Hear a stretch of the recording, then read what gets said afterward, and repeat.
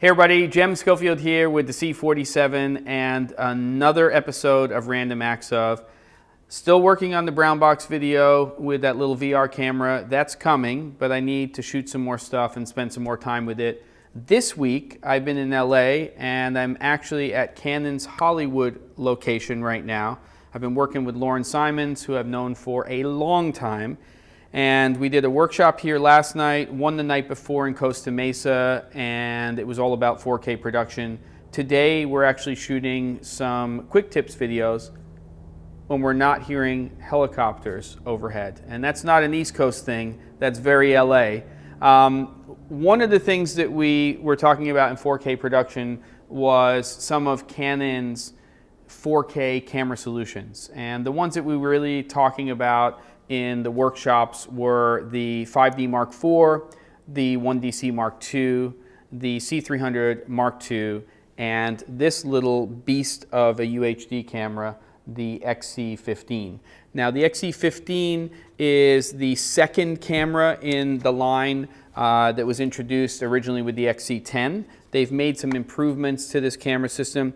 This is a 1-inch sensor camera system. It has a lens that is optically an 8.9 millimeter to an 89 millimeter focal length. What that means in full frame equivalent is a 24 to 240 millimeter field of view. It has this rotating grip, and I really like that a lot. And we have this little guy right here, which is called the MA400. This is an audio unit, and it actually can be bought separately as well and used with the C300 Mark II. And a lot of people have been waiting for that.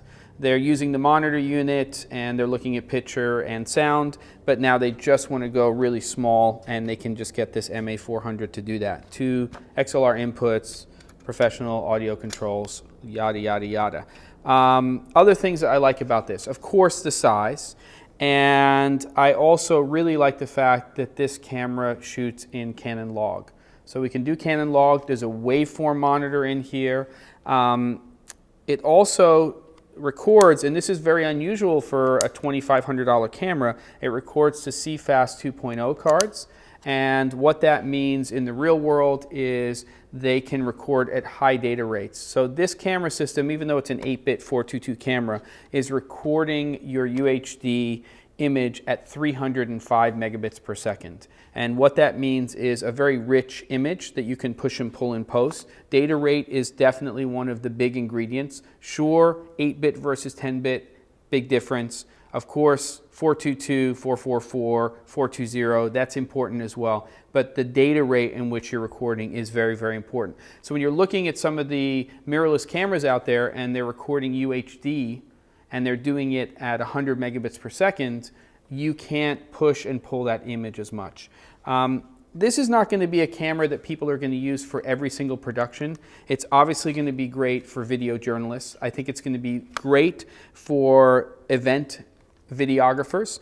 And I can see it being used in certain situations to get a better quality image than you were going to get out of an action camera when you're using it as a B or maybe a C or D camera along with a digital cinema camera like the C300 Mark II.